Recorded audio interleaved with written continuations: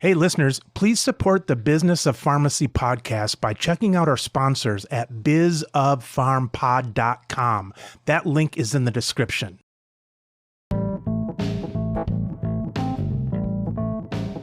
You're listening to the Business of Pharmacy podcast with me, your host, Mike Kelzer. Ben and Antonio, for those that haven't come across you online, introduce yourself and tell our listeners what we're talking about today. My name is Antonio Ciaccia. I am the president of 3 Axis Advisors.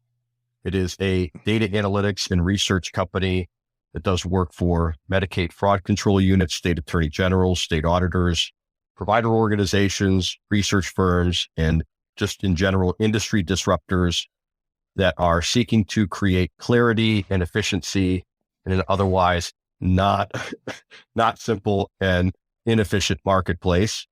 And I am also the CEO of 46brooklyn Research, a nonprofit dedicated to using publicly available drug pricing data to give insights away to the general public for free.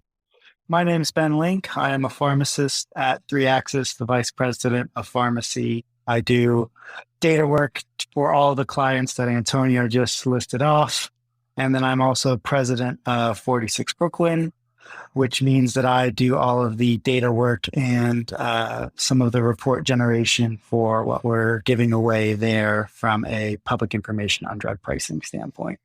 Today, we're going to talk about the sausage making of prescription drug pricing data and some of the complexities that arise in a increasingly vertically integrated health insurer PBM pharmacy marketplace, and some of the conflicts of interest that might perhaps stand in the way of a true value-based purchasing arrangement for plan sponsors and government agencies.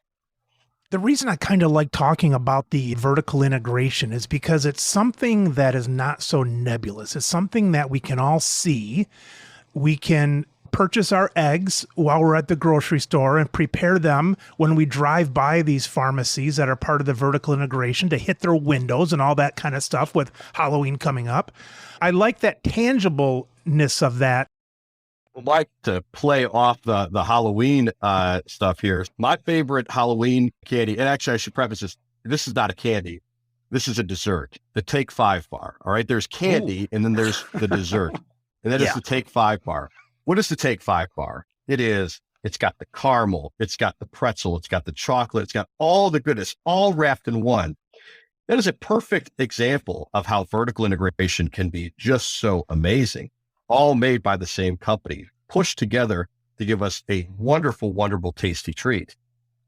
Vertical integration in a broader sense, you mentioned the grocery store. It's nice to have perhaps when Kroger or Giant Eagle makes their own cereals, et cetera, and has it there for us. It makes things incredibly convenient. And obviously there's also efficiencies that can be derived out of it. Obviously, we're not here to talk about those tasty things. We're here to talk about healthcare. And vertical integration, I will argue, is not an inherent evil. It just so happens that vertical integration can also create some conflicts of interest that can make it really, really ugly. And so one thing that we're seeing in pharmacy, and usually I'll talk to a lot of pharmacists about this, is that I think the immediate jumping point when discussing vertical integration is, I think in the pharmacy community, it's instantly evil, right? Like, oh man, these big vertically integrated companies are coming in and they're going to just, beat everybody to death. Well, I look at vertical integration, I see opportunity, right? Vertical integration is sold to us. And usually when CEOs are talking about big mergers and acquisitions, they often always point to the synergies within their current business model relative to what's being acquired, and how those the scale and those efficiencies can translate into greater returns for them. But they also always sell it as a benefit to the consumer. The truth is that should be the case. That when a vertically integrated health plan purchases a PBM and purchases a pharmacy, maybe even purchases a prescriber, if there's an overall plan to make the patient better from a value perspective, then locking up all of those things and syncing them up on the same incentives and the same essentially autopilot should be one that provides great quality at greater efficiency. However, as we've learned, that sounds great on paper and is much harder to deliver on in the real world. Because what happens in the real world is that vertical integration creates new conflicts of interest and new incentives that start to distort the mission of the organization to make money above and below the line in ways that start to work against the sell that was originally made to provide greater value to the consumer. Who's to blame for that when that goes offline? Is it the FTC? Is it the opaqueness of what's truly happening? Is it lobbying pushing that the other way? Is it crime? Why doesn't it work? Well, I'll give a simple answer, and Ben could probably explain it a little bit better in the details. But at the end of the day, no companies that work in this space, let's choose the drug supply chain exclusively, right? Let's leave the greater healthcare ecosystem out of this. At every layer of the drug distribution channel, you have publicly traded companies. And those that aren't publicly traded are owned and operated by folks that would love to make more money. And so let's just, for the sake of argument, say that from drug maker to wholesaler to pharmacy to PBM to insurance company to PSAO, every little acronym that you could throw in the middle, everybody exists to make more money than they did yesterday. And so the question then is, if that is their fiduciary obligation as a publicly traded company, and if that's their incentive as even just a business owner, the question then is, at what point can they maximize the most money out of their arrangements? What I believe, what we see is that this is exactly how the system is supposed to be designed, at least from a profit incentive standpoint. The degree with which they can maximize returns will be the North Star of the enterprise. And so what we're seeing is that there are ways to make a lot of money, more than they otherwise would in a traditional business model, by leveraging the synergies of vertical integration rather than to create value for the consumer, to create value for the enterprise, right? Create value for the shareholders. And I say that not to say, oh, this is evil or this is rotten. I say that because we have to embrace this reality, because as we look to ways to control costs, we have to operate in a way that recalibrates incentives to actually get what we want at the end of it. Otherwise, we should expect that a vertically integrated company, or even one that's not vertically integrated, will do whatever they can to maximize the most returns they can.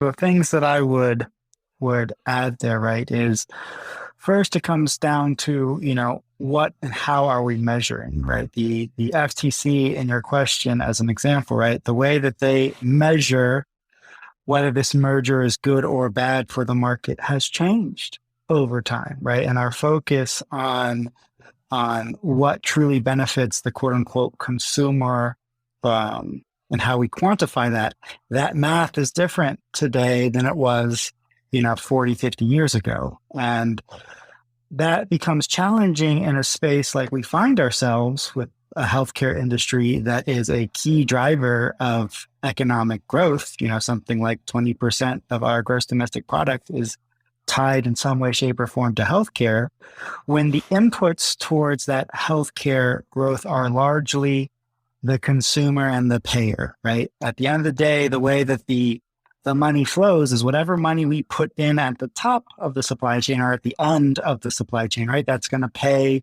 the people before us. That's going to pay the provider, pay the insurer, pay the manufacturer. And so, when we're not sure what we're measuring and we're not sure how to value it, is it any wonder that we're not sure if we're getting the bang for our buck that we're hoping for? When I hear about the goals of the FTC, it's focused on the company and the end user. Is it fair to say they don't give a rat's ass about anybody in the middle unless it's going to affect generally the final user? And as far as pharmacy goes, it would be access and, quality of care, things like that. Is it a fair statement to say they don't care about anything in the middle unless it affects those two bookends? I don't think that's the case, Mike. I think that part of the reason they care about what happens in the middle is because of its, extrapolated impact to the end user, right? I think that can be fair. But, I from what I could tell you, based upon what the FTC is saying publicly and based upon, some of the dialogue that we've had with the FTC as well, is that I think there's a genuine interest in, what I would just loosely define as a fair field of play. And whether or not that field of play, fair or unfair, is creating a unhealthy environment for competition and an unhealthy environment for the end user or the purchaser. Now, you could argue that the fair field of play, from a competition perspective, is motivated by that end user experience or that consumer or that payer experience, but I would not characterize it as an agnosticism to what happens to the provider or anybody else in the middle. When I look at Lina Khan as the FTC chair, it seems like she's got a big pie. She's got pharmacy and she's got bookstore owners and she's got grocery stores and shoe stores and things like that. It seems like pharmacy has taken a big piece of her pie. If not, she must be really doing a good job of letting everybody know each piece of the pie she's representing. Is pharmacy for her a bigger piece of her pie, and why? I mean, it's hard to speak for her, obviously, but I could try to assess from what I see on the outside. Really, what the FTC is struggling with is, you could argue, somewhat of a transitional identity issue, right? Who is the FTC? What does the FTC do? I mean, I've been critical, not necessarily because of inaction or let's say a lack of results, but everything that I see in pharmacy and in healthcare with vertical integration, from my perspective, is really what I learned as what I just call FTC 101 back in high school. What is the purpose of the Federal Trade Commission? And when you throw in some of the problems that we've identified in the pharmacy marketplace, again, the dummy in me says, well, that's the FTC, right? That's the FTC supposed to fix this, right? And so I'm not saying that, that dumb guy opinion was right or wrong. It's just, my gut is that the FTC has been, overly hands off when maybe they should have their hands a little bit firmly on the levers. I think you see an FTC trying to grapple with what they want to be when they grow up and who they want to be today. And maybe what they didn't want to be when they were, a couple of years ago. To that end, I think, as they look at the impacts of horizontal consolidation and vertical integration beyond healthcare, I think healthcare provides a unique lens with which to view perhaps those broader issues outside of our little bubble. Let me explain. We like to talk about healthcare as, being non-transparent, overly complex. In some ways, you could argue we have more publicly available data about the sausage making of drug pricing than we do in other traditional marketplaces. I would argue still incredibly insufficient, but we get more insights thanks to some of the publicly available data we're able to acquire than probably we have in a lot of other marketplaces. In addition, if we have problems with horizontal consolidation and vertical integration in other markets, at the end of the day, we're typically dealing with goods and services that we as consumers can go without, right? There's one thing I remember hearing in one of the FTC roundtables was problems with vertical integration in the beef supply. There's a lot of problems with the beef marketplace. Okay, I don't necessarily understand them. When I go to the grocery store, the price is still, kind of good. Maybe I wouldn't like to pay for the super expensive steaks, but at the end of the day, I still have power as a consumer to make a decision with my wallet to say, okay, if there's something wrong in this marketplace, my price sensitivity can or cannot be impacted based upon how bad that problem is. And if at the end of the day, the problem with beef is that it's too expensive, I will not buy it. I'll choose to buy chicken, or heck, maybe I'll even go vegan if the whole meat industry becomes an entire disaster. At the end of the day, I can make those decisions. I can choose to buy something else, or I could choose to buy elsewhere. I still have a tremendous amount of mobility thanks to the power of my wallet. In healthcare, that ain't the case, right? If all of a sudden it becomes too expensive because of issues with horizontal consolidation and vertical integration, well, what that means is that we as patients don't get the medicines we need in order to stay alive. And so I think from a prioritization perspective, one could argue that the healthcare sector is of unique exigency relative to other marketplaces, because when the problems appear in healthcare, the problems can be a matter of life or death. One of the things that I think makes pharmacy, and I think where you're independent pharmacy owner, or you're a chain pharmacy that's not the beneficiary of having vertical integration, and your subsidiary or affiliate company providing disproportionate benefit to you relative to competitors, is that at the end of the day, the beef purchase or a lot of these other goods and services that we purchase, back to my wallet, okay? The wallet is still king, right? The cash in that wallet drives decisions. So if I am a grocer and the cost of beef goes up, I can raise my prices. Now I might have to deal with the fact that, price sensitive consumer might make a decision to shop elsewhere or no longer buy that product, but at least I still have control over my price. At the pharmacy level, and we've done a lot of data analysis to look at this, you could charge $5 for something or $5 million for something. If the PBM says you're going to get paid $3, you're going to get $3 no matter what. And so from a pharmacy perspective, a pharmacy can only control its destiny in a downward way. It cannot bill its way out of its problems. So Ben actually worked on an analysis on this within the state of Massachusetts, where we were examining pharmacy reimbursement data and how little power they had to impact their financial fortune. I'm going to play devil's advocate. We can raise our price. It's just that we don't know where the customers are going to go. The problem is that in the grocery system, the one customer is Antonio. In the pharmacy system, that one customer has, 30% of your business with that monopoly.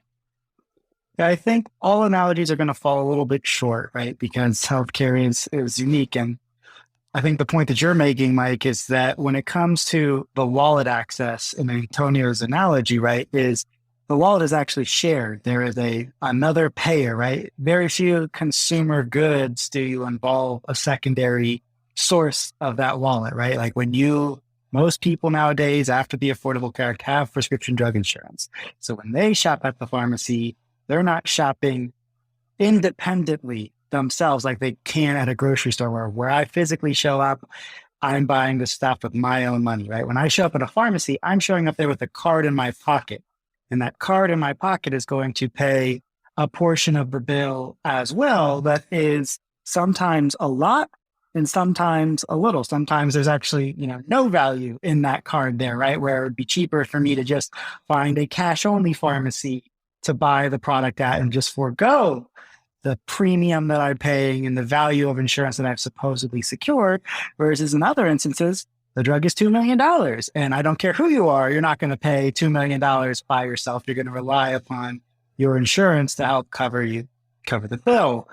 And so I think, the questions that we've been asking internally a little bit more is a more fundamental question that I don't know the answer to, but it's, what do you want drug pricing policy to actually accomplish, right? Do we know what drug pricing policy is supposed to achieve as an end result, right? Because the quick answer you might reach for is, we want cheap drugs. There's a lot of consequences with cheap drugs, right? If you've read Bottle of Lies, right, you can see how a drive to ensure low generic process results in products being tainted or consolidated. When like a hurricane rolls through Puerto Rico, we lose access to sodium chloride bags throughout the country because we had consolidated that as a way to drive down cost, right? And the Inflation Reduction Act and this whole bringing manufacturing home, right? Well, it's going to be really hard to convince a drug infrastructure whose motivation might be just make it as cheap as possible to produce that in the United States when our labor costs are going to be higher than a lot of the rest of the world where that production is already occurring. So I don't think the answer is cheap drugs, but I don't know what the answer we're looking for with what do we want drug pricing policy to accomplish is. And I think that's why we continue to be in this, let's have transparency, right? Let's have a market where we better understand what's going on. And perhaps we're dissatisfied because we've spent a lot of our time focusing on manufacturing price points. We have, a half dozen or so different manufacturing price points that we can quantify in data. And we have many pharmacy provider price points that we can quantify in data. And we know very little in between, even though we know there's a lot of value there. There's big oligopoly wholesalers. There are big consolidated, vertically integrated payers for those things. And we don't really have transparency into that middle. Most people don't care so much what they're paying if they know that they're getting the goods or services in proportion to what they're paying. But I think a lot of people don't want to pay for something for $5 even if they don't know what they're getting for it. If they were overcharged by $5 at the restaurant, the reason it bothers people so much is not the $50 bill for the food. It's that I paid $5 extra and there was nothing there. There was no value there. Pharmacists maybe haven't done our job showing the value, and maybe drug manufacturers haven't done their job showing the value. I think that's what people are afraid of, is that they don't know the value that's coming to them. There's some data that supports you there, right? Like before the pandemic, when you asked the US populace, and I can't remember who conducted the study, I want to say it was Kaiser, but forgive me if I'm misattributing the result, right? But the number one healthcare policy, according to the surveyed individuals, was drug pricing, make prescription drugs more affordable. And they primarily were pointing at manufacturers as the cause for that. But after the pandemic and the COVID-19 therapeutics, the people's perception of the value of manufacturers and their role is more favorable, right? Pre than post. They can appreciate that, they made billions of dollars, right, off of the sale of their therapeutics to the US and other governments around the world, right?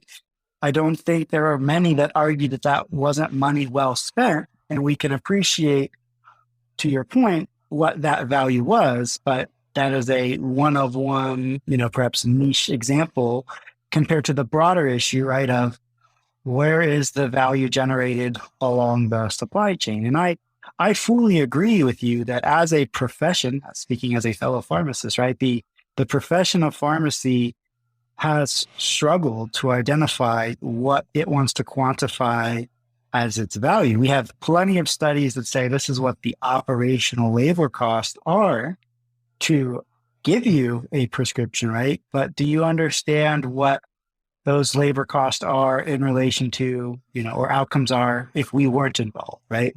And that's where, some of these topics around payment reform, I think are so important and interesting, right? Because as a pharmacist, when I dispensed, the greatest actions I did didn't make my store any money, right? If I refused to fill a prescription because it was going to harm somebody, I didn't make any money for that decision. And, that was largely paid for through prior work, right? Prior dispensing activity.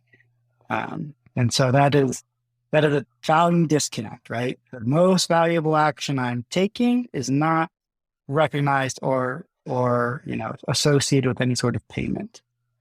This doesn't take a rocket scientist, Ben, to pull this from your point, but I think the value that people saw, why they're not upset with the Pfizers and this, is because the opposite of that is drowning from COVID, and turning gray and all these horror things they think about with COVID.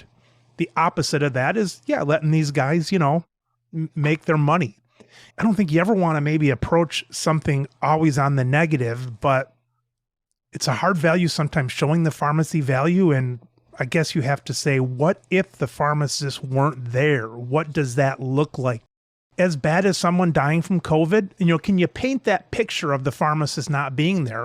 I mean, I think that we have secondary measures of that recognition, right? Like we have had decades of the opportunity to fill prescriptions remotely, right? Mail order or otherwise. And consumers have overwhelmingly not selected that, right? They still prefer to see the person behind the counter addressing and filling their prescriptions, right? And so I don't know if that's true 10 years, 20 years from now, right? Like as the current, say, generation that's graduating college, who is, far more technologically savvy, right? Are they going to embrace more consolidated, big, remote filling facilities? Or are they still going to want to see that healthcare provider? But as I know Antonio has said, I think on your podcast or certainly other podcasts before, right?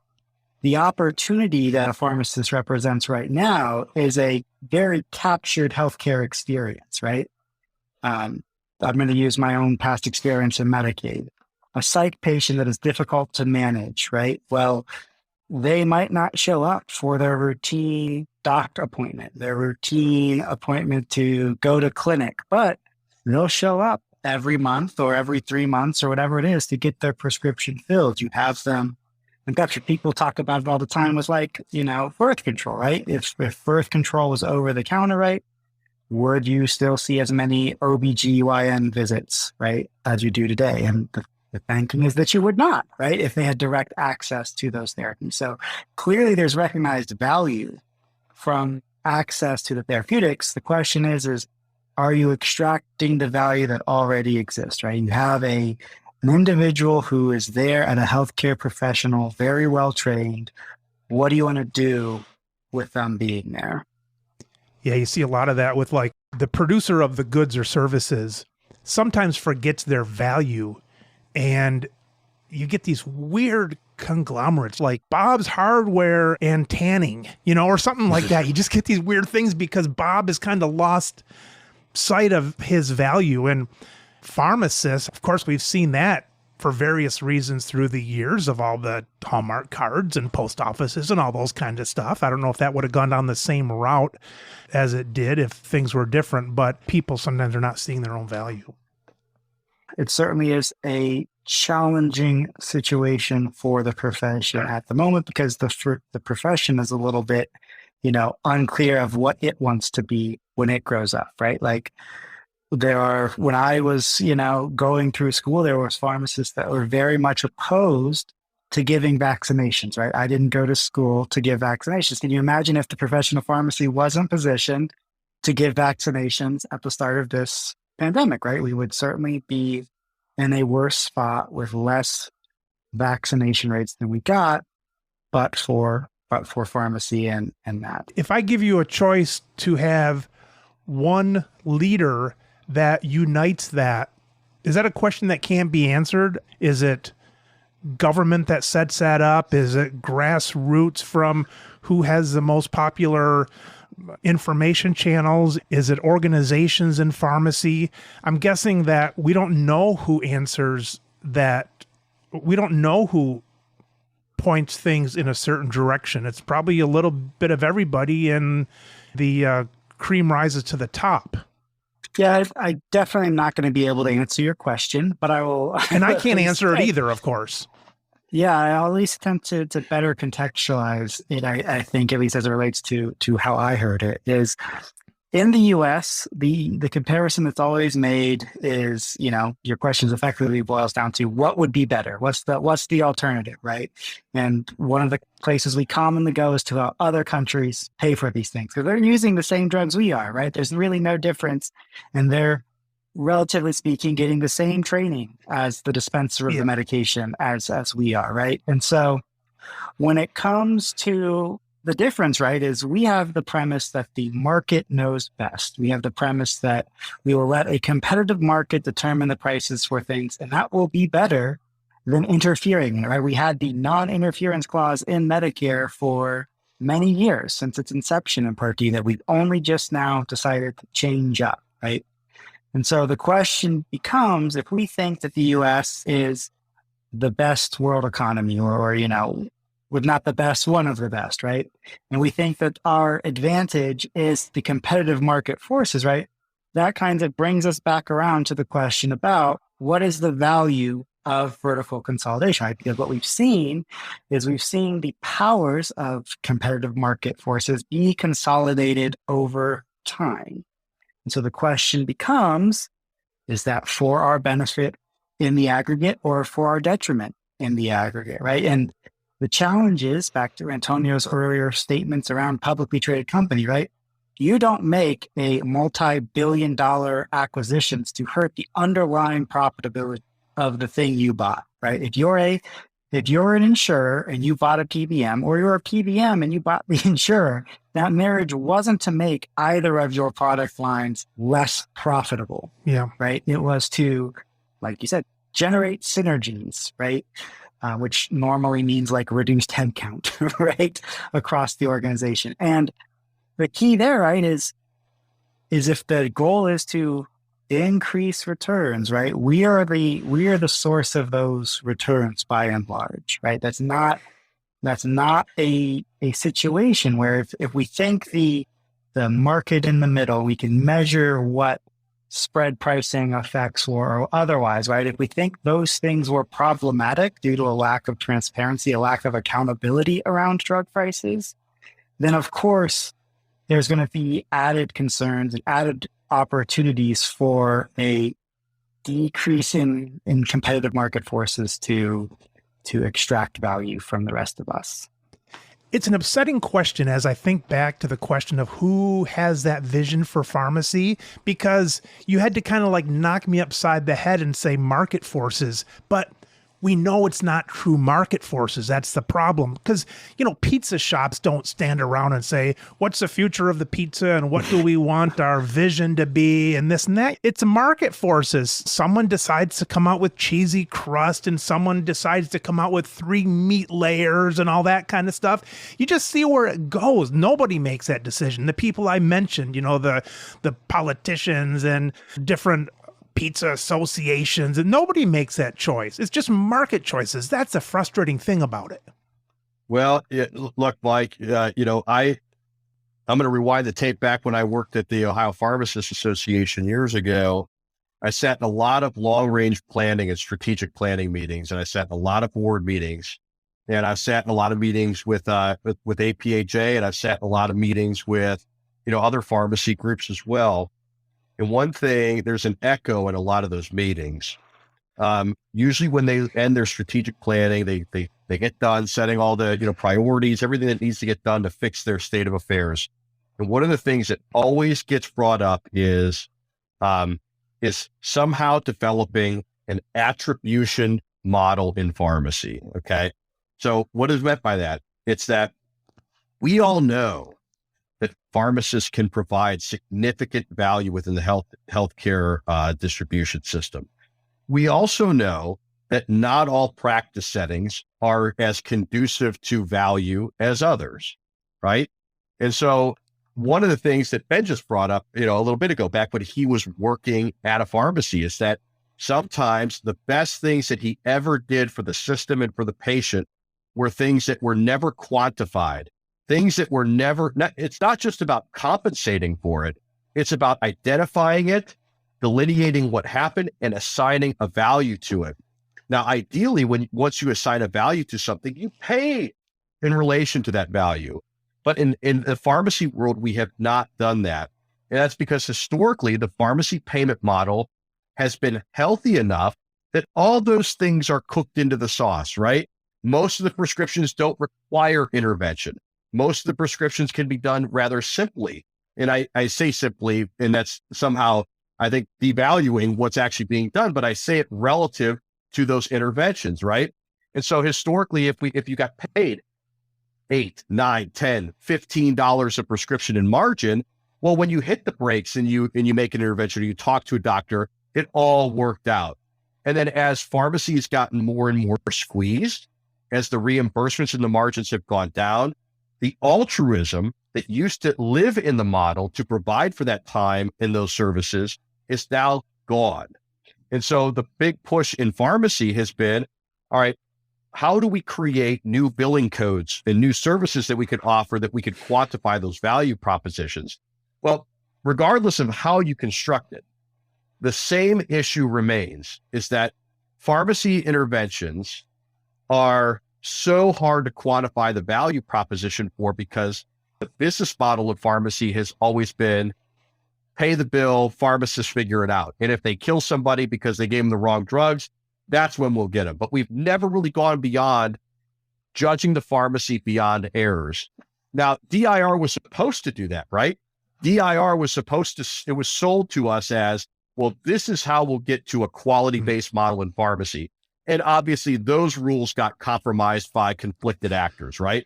Because DIR came more about who can autofill the most drugs, who can ship more drugs. It became an adherence score, which, be clear, adherence is a good thing, right? Tracking adherence is a good thing, but the way that we do it is completely broken.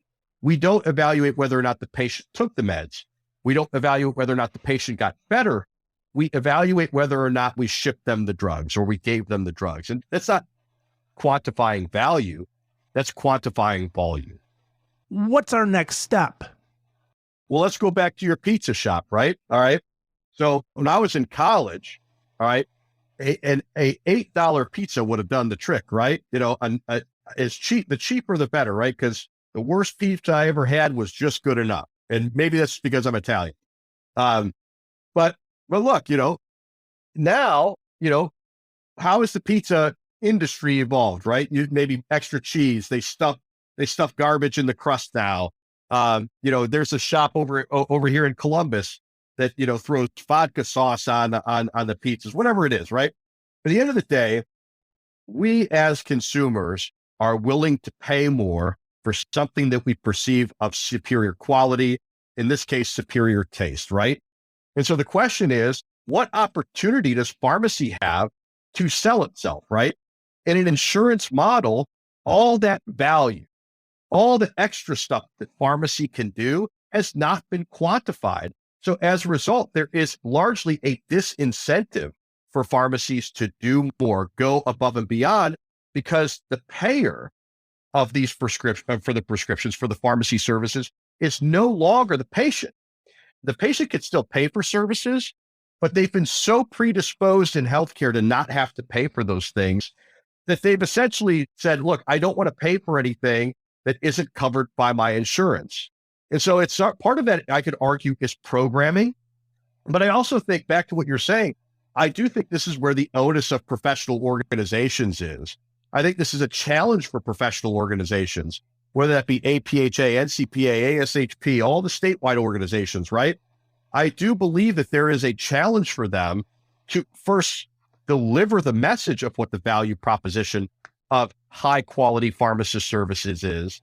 And then once you actually identify what those are, is start working to quantify, developing that attribution model so that the payer, if they have the right incentives, and we could debate whether or not they have the right incentives, but if the payer were to be sold a case of, if you pay a pharmacist to do this, this, and this is the value to the patient, this is a value to the plan sponsor, now all of a sudden those things can change. And to be clear, we started to get momentum on that in Ohio before we left, in that we passed a provider status bill to get pharmacists compensated for their clinical services. And we worked with companies who, Mike, my history. These companies should not want to work with someone like me because I've been adversarial on the PBM side. But United Healthcare, Molina Healthcare, Centene, CareSource, all of these companies were looking at independent pharmacy as an opportunity because of the relationships they had, the proximity they had to patients that had high needs, to look to the pharmacist as somebody who can add value beyond the dispensing of the drug. And in fact, use the dispensing of the drug as a hook to get that patient in, because they're coming in every month to get their medications, as an opportunity to make a targeted intervention with them. Those programs started in 2018, 2019, and now they've grown to where they're doing it in other states beyond Ohio. I view that as the beginning of that conversation. And how did it happen? It was pharmacists standing up and saying, we can do this. We believe it can provide value. And finally, a health plan on the other end of the table saying, we're willing to listen. We'll put all this drug stuff and reimbursement stuff on the dispensing stuff to the side. Let's meet on a common area where health plans should have the right incentives to increase access to care, to high quality services, And pharmacists have the incentive to try to offer those services because we all know the dispensing revenue ain't going back to what it was in the 80s and 90s.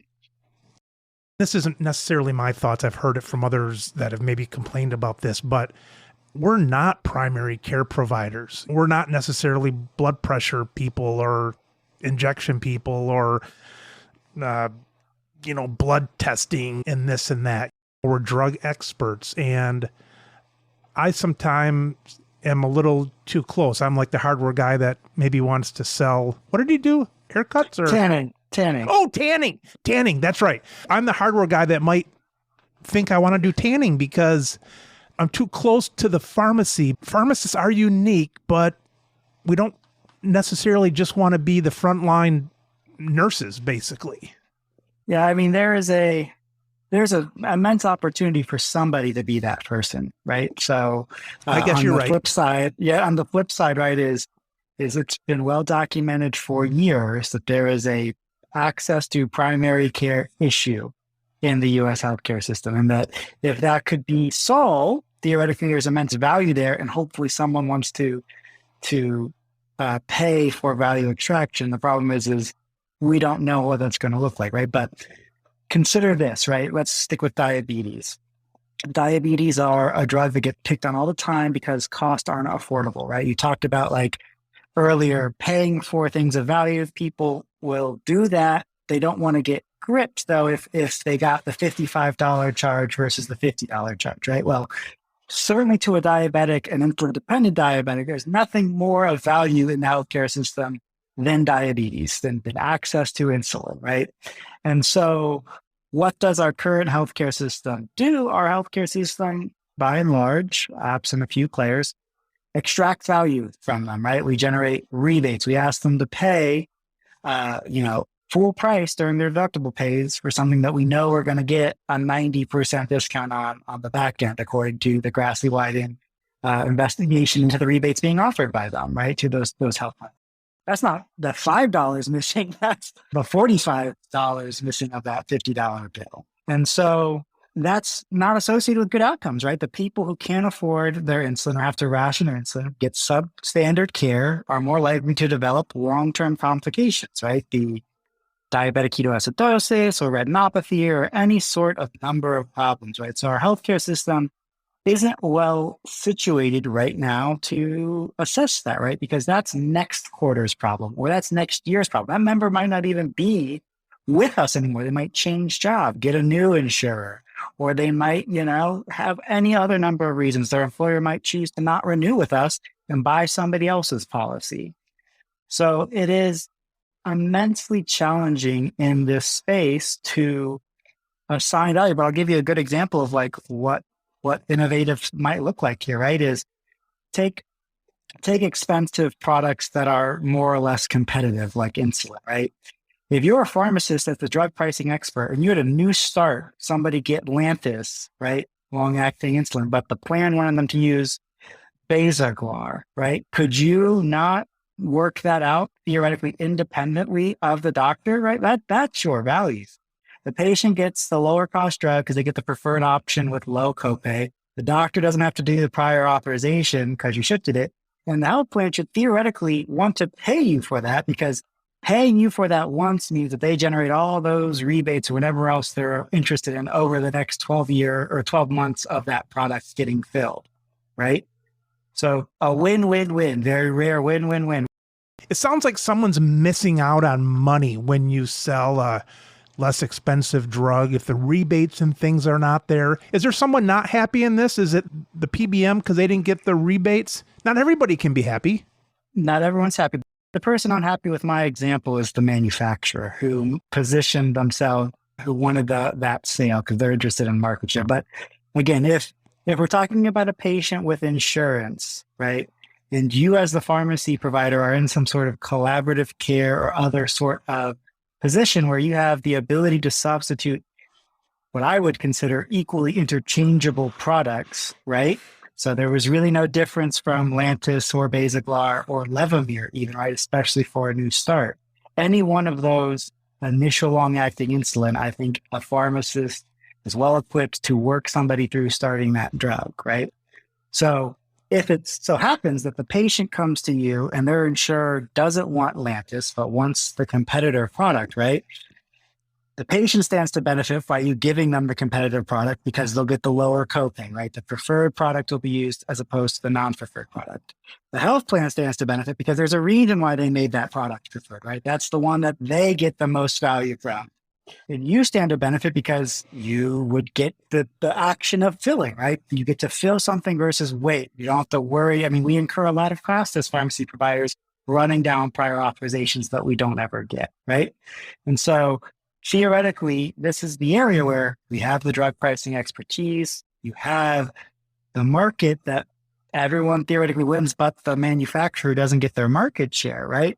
It just strikes me as odd that our substitution laws don't recognize our current expertise as the drug pricing expert, right? If you have a new start, couldn't you work somebody through a Symbicort inhaler just as well as an Advair inhaler? Couldn't you work somebody through starting an Eliquis as opposed to a Xarelto? Now, there might be some that say that's a bridge too far, right? That is a clinical decision that you're not positioned to make, pharmacists, because you don't have access to all the information. But I bring it up just as a starting point, right? Is there are obvious opportunities where, but for somebody doing that, the medication doesn't get filled and the outcome will be the worst possible outcome. We take medicines to preserve or protect health going forward, right? If we didn't need them, we wouldn't take them.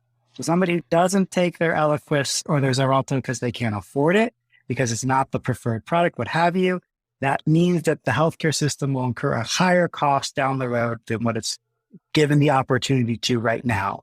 And that's where pharmacists is. They're the one at the pharmacy counter that knows what things cost and are best positioned to help people work through doing that. There's just no time because there's no margin there to support the time to do it. So you have to have these other billing codes. If I'm going to pursue the preferred prior authorization for you, it should be predicated on more than just getting to fill that product.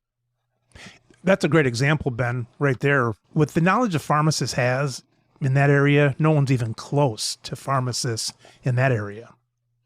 I saw a study, and again, I can't remember who to attribute it to, right? But it was contextualizing how much medical offices, doctors' offices spend in prior authorization, how much admin and support staff that they have to address this issue, right? And it just strikes me as odd that we've decided to leave that there when there's the opportunity to at least reduce it to some degree, right? Like, I think that's what, to me, provider status was, kind of more or less supposed to look like, right? Is as providers presented with a case, an individual, the person who at your pharmacy counter, can you work through what they were prescribed to get them the best option in as reasonable a way as possible?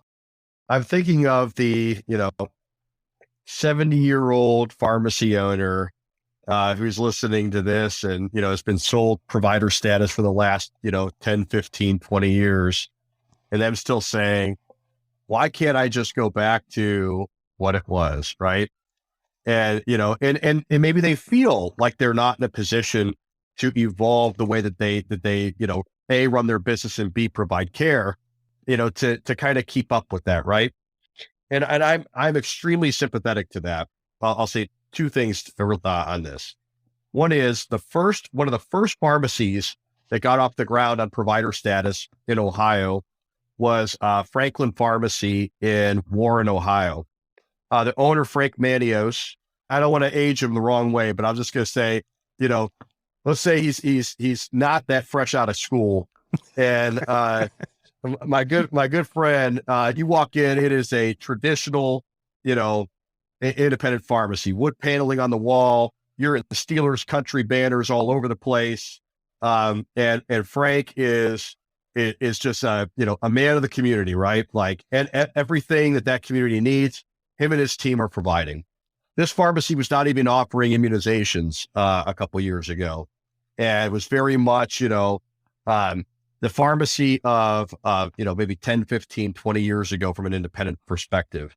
And I don't say that in a denigrating way at all. I say it in just, that is a pharmacy that is focused on its core services and a pharmacy that is focused on meeting the needs of its patients, right?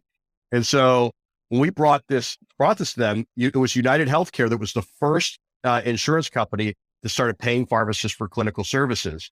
And when they put their list together of all the pharmacies in the areas where they had the highest needs, that one popped up. And I remember thinking, my man Frank, I don't know if he's going to be ready to do this. And I remember when I brought it to him, it was some pessimism. Like, how am I supposed to, figure out how to bill for these services? How do I feel confidence in myself and my team to render these services for the largest insurance company in the world for patients that have huge needs in my pharmacy? And I'll be honest, they were very pessimistic about their ability to do this stuff.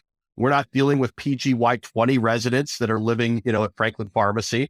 I believe that those residencies and those certifications can be helpful, but I'm also of the opinion that pharmacists know enough to be able to meet that challenge with a little bit of education, not around the actual disease states. I don't think that's necessary, although it's helpful. I think it's more about just walking through something entirely new.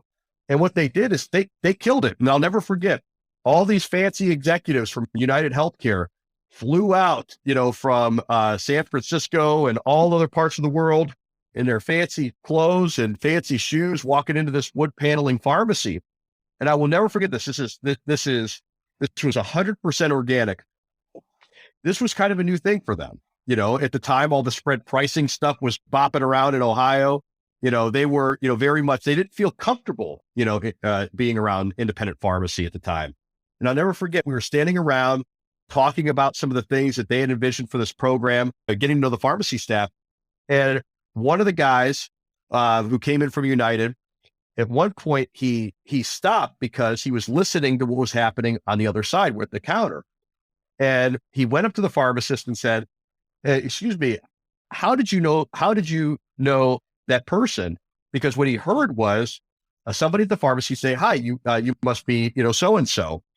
And the person said, how did you know that I'm that person? I've never been here before. And the pharmacist said, well, I know that because you're the only name I didn't recognize today. And the person from United Healthcare was like, wow, like unbelievable that this pharmacy has such a relationship with the patient that they know that when they don't know somebody, it's the exception to the rule.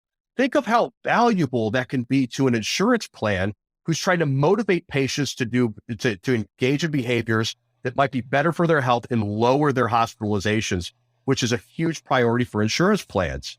Again, I'm not here to say that, United Healthcare is going to save this industry. I'm not here to say that Franklin Pharmacy is something materially different than anybody else. What I'm saying is that pharmacy started there and they built up to something that they were providing huge value relative to what they were getting paid using physician billing codes in order to actually provide these services.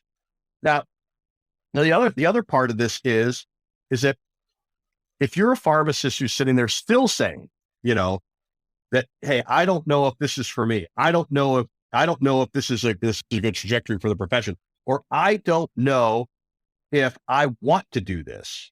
All right. The question then for you is, do you believe, whether that's the FTC investigation, advocacy by your state organization or your federal organizations, do you believe that you should put all the eggs in the basket of trusting that whatever it is, whether it's policy or advocacy, whatever it is, do you trust that the system will go back to the way it was, where you'll be paid a fair enough rate, where you'll be able to have the time necessary to do all the things that you used to do and still put the same food on the table you did 20, 30 years ago? If you believe that, then by all means, keep at it, right? At some point, this model's going to be fixed and you're going to be getting paid $15 in margin of claim in no time, right? But I tend to be a little bit more pessimistic because until we get to that quantification of the value of that pharmacist service, all right, then we should expect that the current challenges and headwinds that are hitting the profession of pharmacy will only get exacerbated as consolidation continues its march forward. One of the worst people you don't want to be an employee of or be on a board with them is someone that would say, we've already tried that, tried that before kind of thing. But right now I'm going to be that guy. About 25 years ago, we had our biggest healthcare HMO at the time in our town. They got a bunch of pharmacists together. There's probably 20 pharmacists in this room. We spent a whole Saturday, and they were saying how expensive it was for somebody to go to the emergency room due to an asthma attack. And they showed us all the figures and things like that. And they were showing us how we could play a part in hugely reducing their costs by, I forget how it's set up. Like if we knew they were getting so many rescue inhalers or something, or if we had them use a spirometer or something, basically we were going to save a ton of costs for them by keeping people out of the emergency room and just treat them with drugs.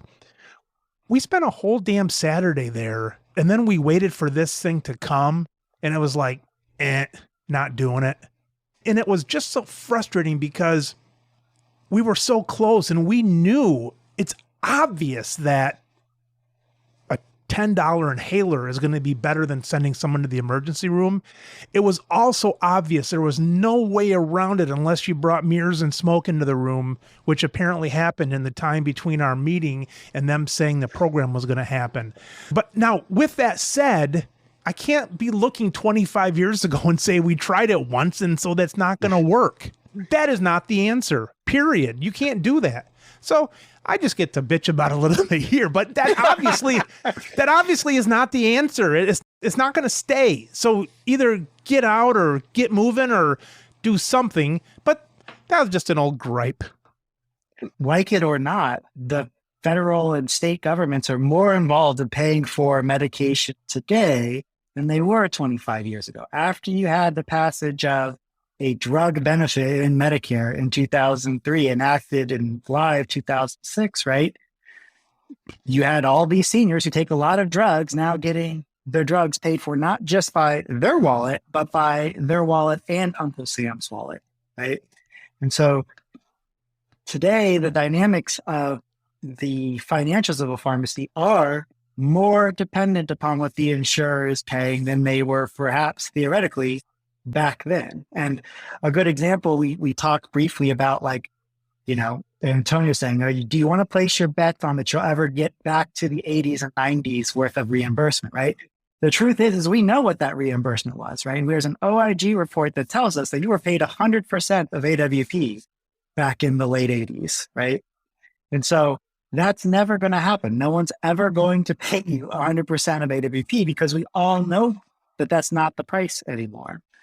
And so, when you look towards past programs and their success, absolutely, we want to learn from them and ensure that we, don't make the same mistakes we did then.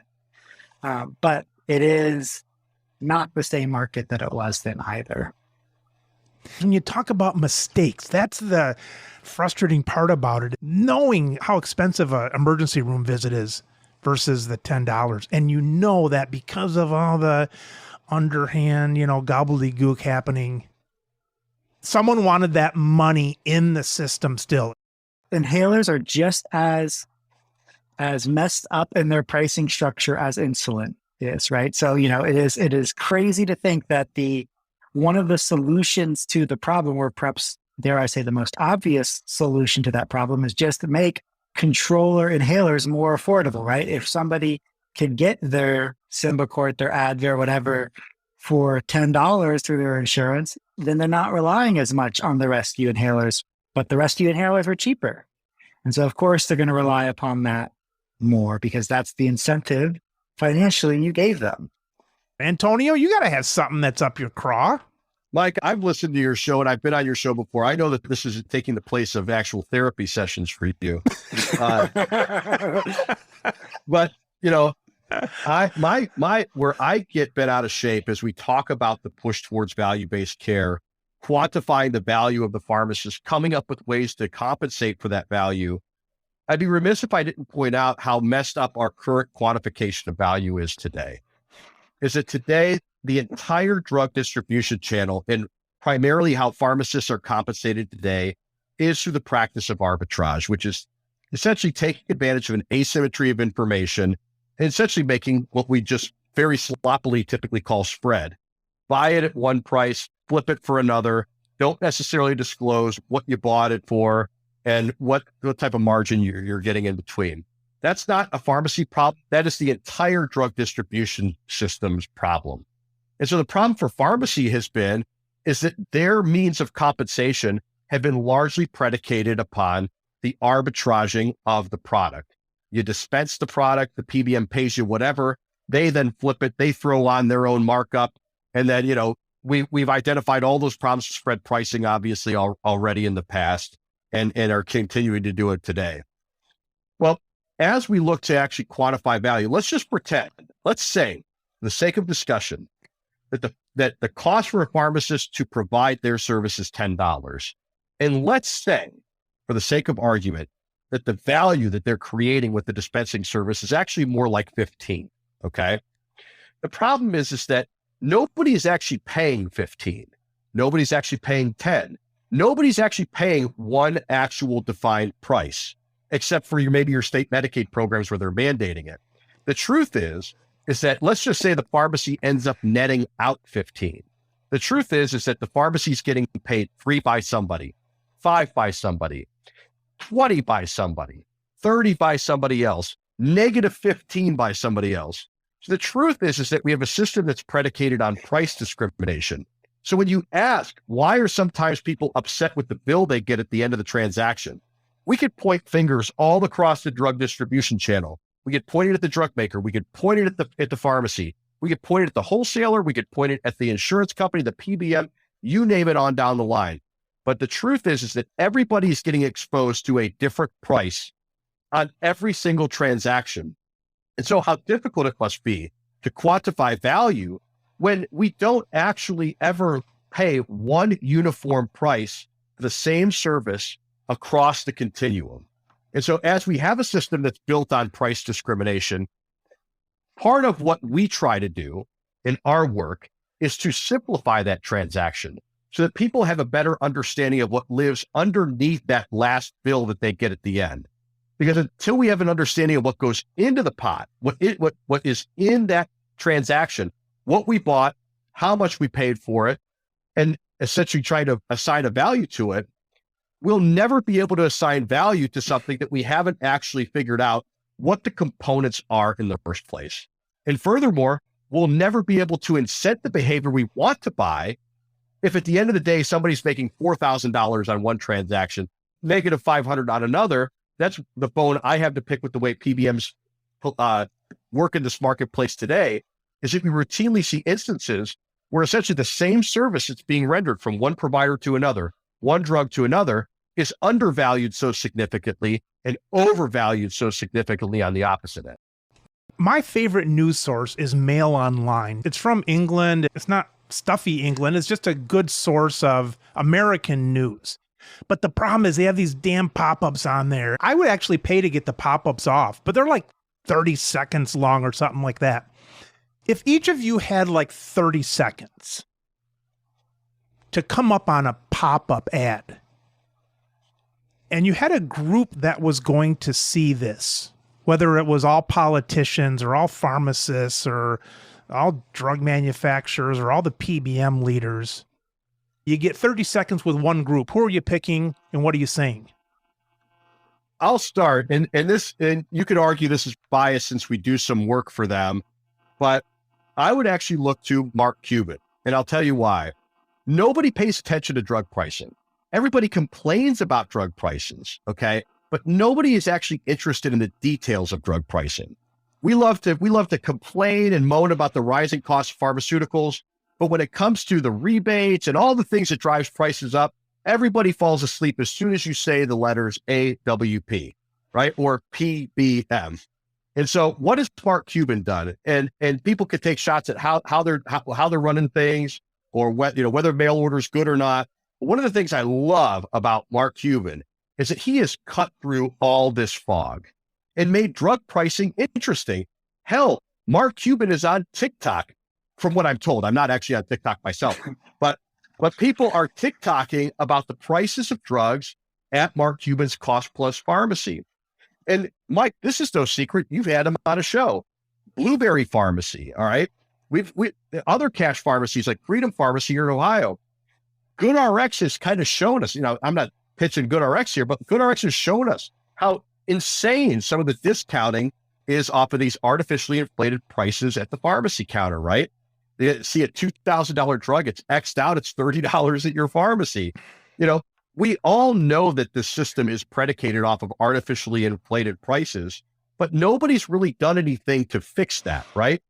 So I would use Mark Cuban as the pitch man, not because I'm promoting their pharmacy, but because he has done something that nobody else has been able to do, which is to take the really complicated, ugly side of the drug supply chain and somehow, some way, make it consumable and digestible for lay people. And I think he's done a really good job. Some of the interviews I've seen him do, he's done a really good job talking about how, look, I'm able to lower the cost of medicines because I unplugged from PBMs and I unplugged from insurance companies the same way that Nate Hux is doing at Freedom Pharmacy, the same way that Kyle McCormick is doing at Blueberry Pharmacy. And it's funny when we were on the Today Show back in September, and in that story, what they did is they went to Freedom Pharmacy in Pickerington, Ohio, where Nate Hux, who owns a traditional independent pharmacy, said, I'm losing my shirt. I can't control my prices. I'm going to open a cash pharmacy right next door to the same owner, buying the same medicines, has materially lower prices at the pharmacy that doesn't take insurance versus the one that does. And so what a perfect juxtaposition, right? Nobody will sit down and learn all the intricacies of AWP, all the problems with spread pricing and steering and all these things that, Ben and I take time to help diagnose. But if you fast forward the tape and you say, look, tell me why the system is so messed up. The juxtaposition of an independent pharmacy that takes insurance relative to one that has cash, what a perfect way to contextualize how insurance has offered us a false promise of lower prices. Certainly they are successful at negotiating lower costs for themselves, but look at the incentives they have inserted into the marketplace that causes prices to go way higher than they otherwise would be if they didn't exist in the first place.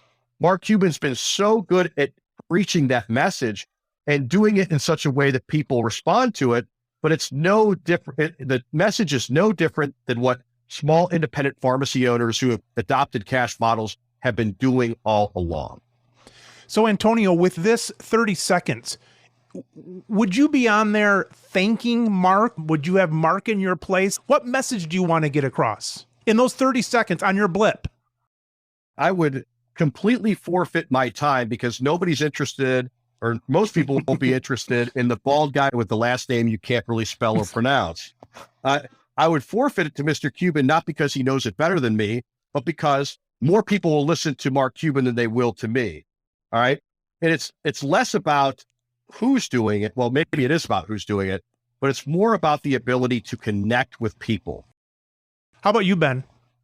So with my 30 seconds, I would probably, I'm torn between either trying to push my profession and talk to a bunch of pharmacists about, extracting the value that I think is the untapped primary care and all that, or going to a bunch of insurance executives and being like, there's a study out of USC in March of this year that said that we all overpay for generic drugs, right? 9 out of 10 drugs are generic. And so, of course, if we have a spread or other sort of issue, it's generic pricing, right? Well, the more that things like Cuban or Blueberry or Freedom Pharmacy gain traction, right?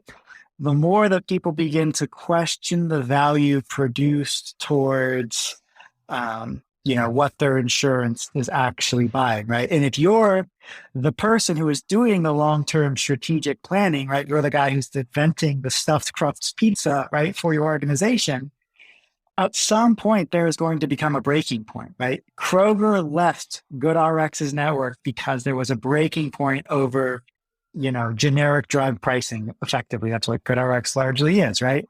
At some point, enough people are going to sit there looking at their finances going, look, I won't care if I lose 3/4 of my business. I can make the same margin doing 1/4 of the work if I just go cash on, right? And give people just this stuff. And so if you're a Medicaid program or anyone who's concerned about access, and ultimately your value of your insurance product is tied to access, you got to figure this out. Right? You got to figure out a way to make providers recognize that it's still better to work with you than in opposition to you. At some point, the math is going to tell you, forego it all. Open up a second pharmacy. I would be curious to know in 3 years what the distribution of Mate's pharmacy business is between the let's do this through insurance versus let's do this not through insurance. That's where I would probably go. Well, guys, thanks for coming on. Anybody that helps bring down the smoke and mirrors is on the right track in my mind. Now, thank you, Mike. I think the first time you and I talked, we were just coming out of the spread pricing stuff. You talked to Eric Packman, and we were just coming out of the spread stuff. And honestly, this was kind of a hobby more than anything. We're like, well, let's blow some shit up, and then, that'll be the end of it. And, I think we've come a long way for the sake of the effort towards reform. I wouldn't necessarily drink out of the cup of optimism just yet, because I am pessimistic that people actually follow through with solutions. But the degree of awareness around PBMs is just substantially higher than it was 4 years ago. Thanks for having us, Mike. I always enjoy listening to these on a weekly basis, and I try to learn something from them. And I've learned something just talking with you all. Thanks, guys. Keep it up. We'll talk to both of you soon.